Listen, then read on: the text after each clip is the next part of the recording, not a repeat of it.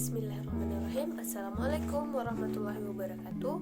Di sini saya Merida Fitri akan menjelaskan materi atau pembahasan mengenai manajemen risiko melalui video yang telah Bapak berikan.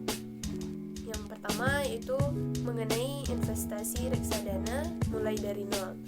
Jadi hal yang pertama atau langkah pertama yang harus kita lakukan yaitu membuka rekening bank untuk akun reksadana. Bisa melalui offline ataupun online. Nah, kalau misalnya ingin membuat secara offline atau langsung, bisa melalui Bank BCA, Bank Mandiri, dan bank lainnya. Yang kedua, melalui platform online. Bisa melalui aplikasi. Contohnya yang pertama itu Bareksa.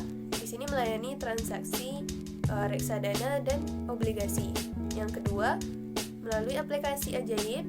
Ini melayani transaksi reksadana dan juga saham.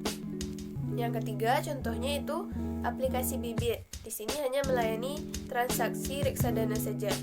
Nah, yang keempat, contohnya itu Tanam Duit. Di sini melayani transaksi reksadana, obligasi dan juga asuransi. Jadi, jika melakukan secara langsung, maka kita harus ke bank yang bersangkutan. Kalau di platform online bisa melalui jarak jauh saja.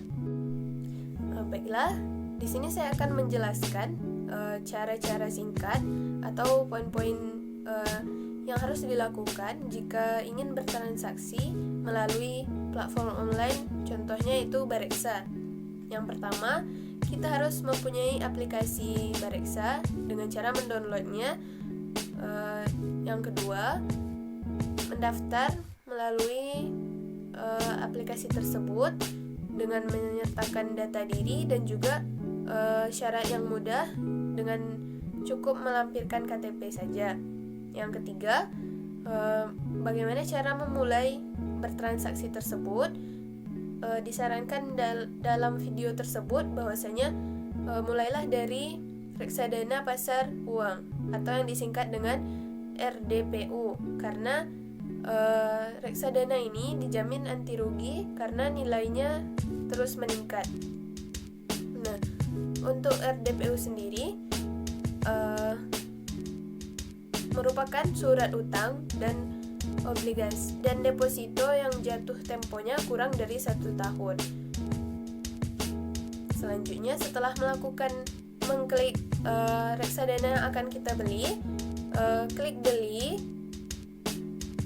dan di situ akan dijelaskan biaya yang akan dikenakan terhadap yang transaksi yang kita lakukan tersebut.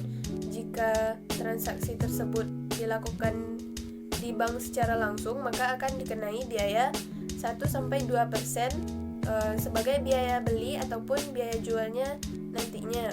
Nah, jika melalui online, maka biayanya 0%.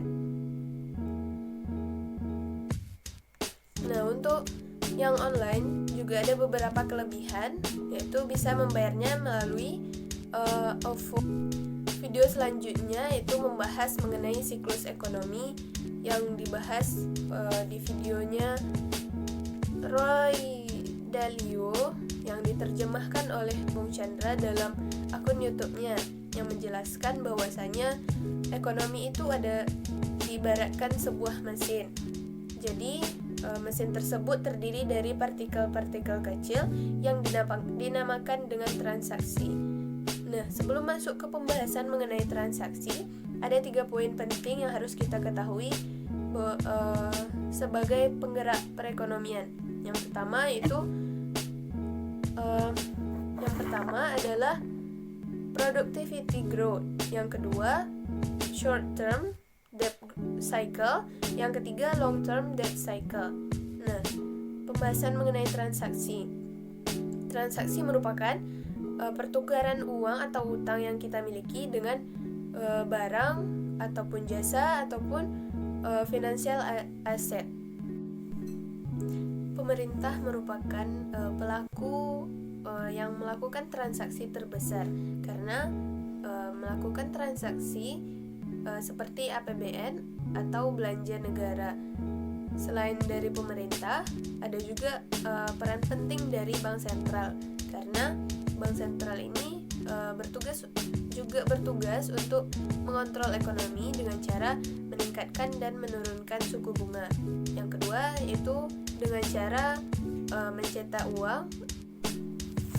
Adanya bank sentral berarti adanya kredit yang akan mempengaruhi cycle perekonomian, karena kredit merupakan faktor yang mempengaruhi cycle itu terjadi baik naik maupun turunnya. Karena kalau misalnya